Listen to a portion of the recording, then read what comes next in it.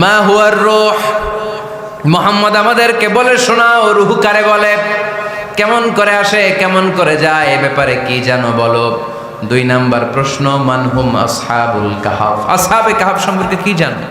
3 number প্রশ্ন, মান হুয়া যুলকারনাইন, যুলকারনাইন বাদশা সম্পর্কে কি জানো। আল্লাহর হাবিব সাল্লাল্লাহু আলাইহি ওয়াসাল্লাম বললেন গাদান উজিবুকুম, আগামীকাল বলে দেব। কি বললেন? সবাই বলেন উত্তরে কি বললেন? আগামীকাল বলে দেব। তো আগামীকাল সবাই এসে হাজির। বলো, 3টা প্রশ্ন রেখেছিলাম গতকাল, উত্তর বলো। আল্লাহর হাবিব সাল্লাল্লাহু আলাইহি ওয়াসাল্লাম বলতে পারলেন না, কারণ ওহী আসেনি। তিনি ছিলেন ওহী নির্ভর, ডিপেন্ডেন্ট অন ওয়াহি, dependent on revelation, guided by the ওয়াহি। তিনি এর পরের দিনে বললেন গাদান উজিবুকুম, আগামীকাল বলবো। এর পরের দিনে এরা এসে হাজির, উত্তর নাই।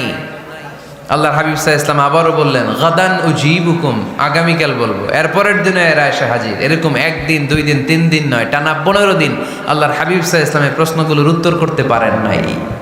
আল্লাহর হাবিব সাল্লাল্লাহু আলাইহি সাল্লামের নবুয়তি জিন্দেগিতে এত বিব্রতকর পরিস্থিতিতে তিনি কখনো পড়েন নাই। ইহুদিরা প্রতিদিন এসে হট্টগোল করে আর মক্কায় রটনা ছড়ায়, দেখো এই লোকটা যদি সত্যি নবী হতো তাহলে তো উত্তর করতে পারতো, ঠিক কি না? যেহেতু উত্তর করতে পারে না, আসলে সে আসল নবী নয়, সে ভণ্ড নবী, মিথ্যা নবী। পড়েন না আউযুবিল্লাহ। 15 দিন পর আল্লাহ আয়াত নাযিল করলেন, ওয়ালা তাকুলান্না লিশাইইন ইন্নী ফাইলুন যালিকা গাদা ইল্লা আইয়াশা আল্লাহ। ও নবী, ভবিষ্যতের ব্যাপারে সামনে থেকে যখন আপনি ওয়াদা দিবেন, ওয়াদা দেওয়ার সময় ইনশাআল্লাহ শব্দটা মিলিয়ে দিবেন। সুবহানাল্লাহ পড়েন। আল্লাহর হাবিব সাল্লাল্লাহু আলাইহি সাল্লামকে শিখানোর মধ্য দিয়ে গোটা উম্মাহকে আল্লাহ শিখাইয়ে দিলেন যে ভবিষ্যতের কমিটমেন্ট যখন দিব, প্রমিস যখন দিব, প্রমিস দেওয়ার সময় কি বলবো? কি বলবো? আল্লাহর হাবিব সাল্লাল্লাহু আলাইহি সাল্লাম ইনশাআল্লাহ বলতে ভুলে গিয়েছিলেন। এজন্য 15 দিন, টানা 15 দিন ওহী আসে নাই। আল্লাহর হাবিব সাল্লাল্লাহু আলাইহি ওয়াসাল্লাম একবার মসজিদে নববীতে ঢুকলেন, ঢুকেই দেখলেন সাহাবারা কথা বলছে। এক সাহাবী বললেন, আমার কাছে তো সবচেয়ে অবাক লাগে যে আল্লাহ তাআলা সর্বপ্রথম যে মানুষকে বানালেন ওনার নাম কি? সবাই পড়েন। তুমি মাটির আদমকে প্রথম সৃষ্টি করিয়া ঘোষণা করিয়া দিলে শ্রেষ্ঠ বলিয়া, তাই তো নূরের ফেরেশতা করে আদমকে সেজদা, ঠিক কিনা? তাই তো নূরের ফেরেশতা করে হে আদমকে সেজদা, সবার চেয়ে সম্মান দিলে মাটির আদমকে। আল্লাহু আল্লাহু তুমি জাল্লে জালালুহু, শেষ করা তো যায় না গে তোমার গুণগান। আল্লাহু আল্লাহু, সুবহানাল্লাহ পড়েন। সাহাবী বললেন যে আমার কাছে সবচেয়ে অবাক লাগে যে আল্লাহ তাআলা প্রথম মানুষ হিসেবে আদম আলাইহিস সালামকে বানালেন আর ওনাকে উপাধি দিলেন সফিউল্লাহ।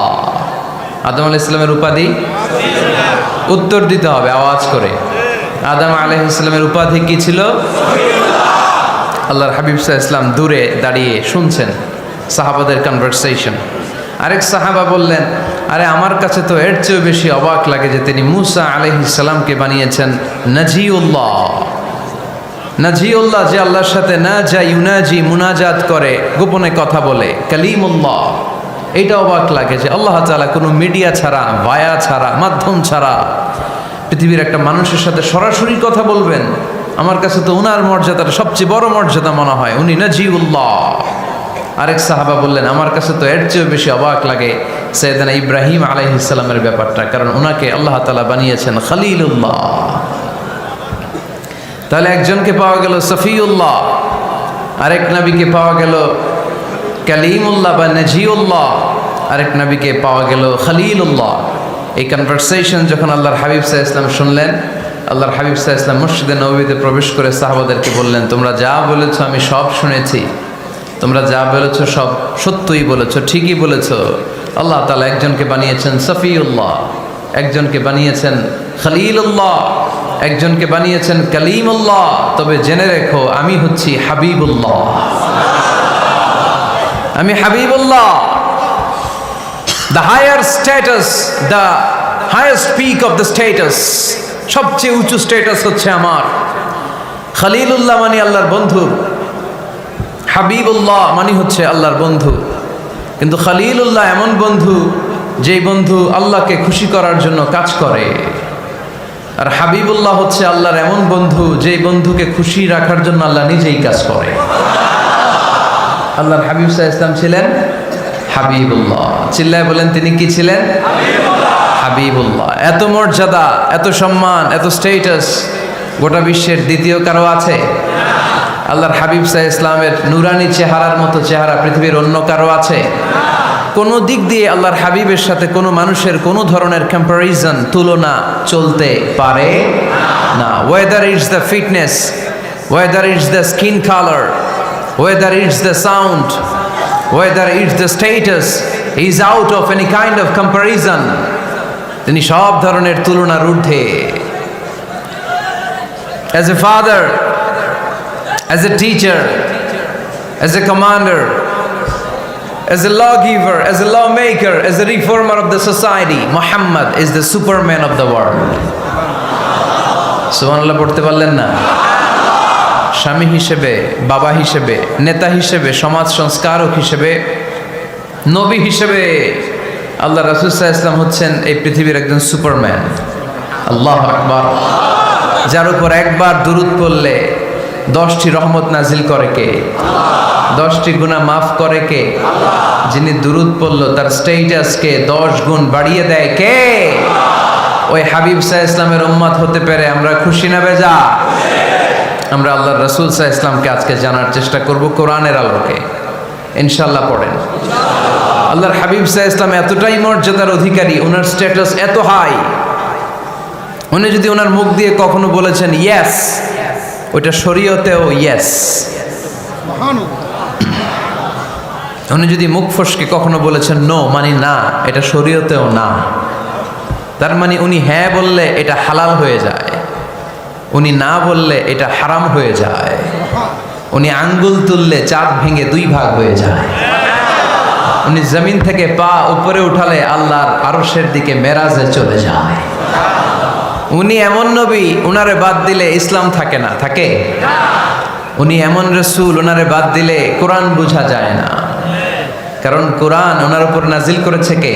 আল্লাহ। উনি এমন হাবিব যাকে বাদ দিলে হাদিস বোঝা যায় না, কারণ এই হাদিস হচ্ছে এই প্রিয় নবীর মুখনিসৃত বাণী, ঠিক কি না?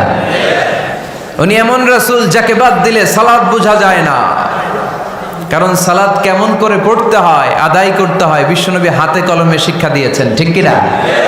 এক সাহাবী সালাত পড়ছিলেন, সালাত পড়ে আল্লাহর হাবিব সাল্লাল্লাহু আলাইহি ওয়াসাল্লামের কাছে আসলেন।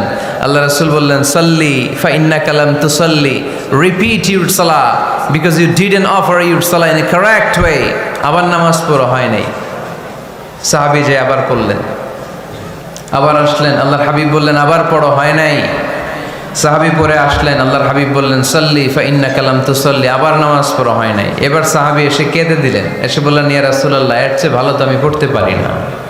আল্লাহর হাবিব জড়িয়ে ধরলেন আর বললেন আসো শিখিয়ে দেই কেমন করে সালাত পড়বে। সালাতে কোনো তাড়াহুড়ো করবে না। রুকুতে যখন যাবে তোমার পিঠটা হবে স্ট্রেইট ফরওয়ার্ড, স্ট্রেইট ফরওয়ার্ড। রুকু থেকে সোজা হয়ে দাঁড়াবে, 2 সেজদার মাঝখানে সোজা হয়ে বসবে। সেজদায় যখন যাবে রিল্যাক্স করবে। সালাতে কি করতে হয়? রিল্যাক্স। আমার সাথে সাথে সবাই আওয়াজ করে পড়েন রিল্যাক্স। সালাতে রিল্যাক্স করবেন, আপনি তাড়াহুড়ো করতে পারবেন না।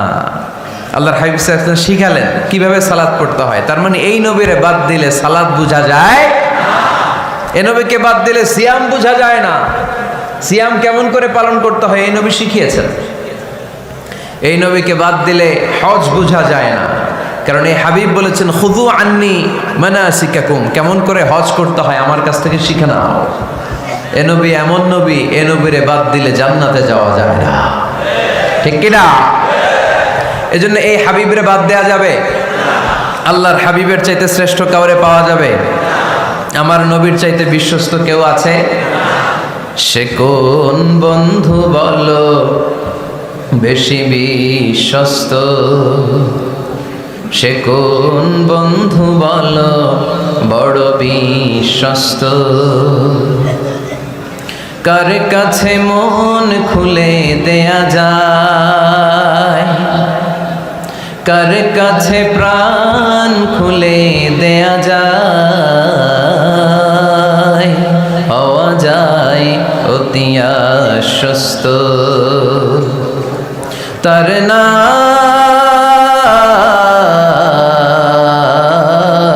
আহমদ বড় বিশ্বস্ত। সুবহানাল্লাহ। ওনার চাইতে বিশ্বস্ত গোটা দুনিয়ায় দ্বিতীয় কাউকে খুঁজে পাওয়া যাবে। এজন্য উনি যা নিয়ে এসেছেন ওইটাই আমাদেরকে ধরতে হবে, because he is our model. তিনি আমাদের সেলিব্রিটি, তিনি আমাদের মডেল। তিনি যেমন যেমন করেছেন তেমন তেমন করলে লাভ না লস? আওয়াজ করে বলতে হবে লাভ না লস।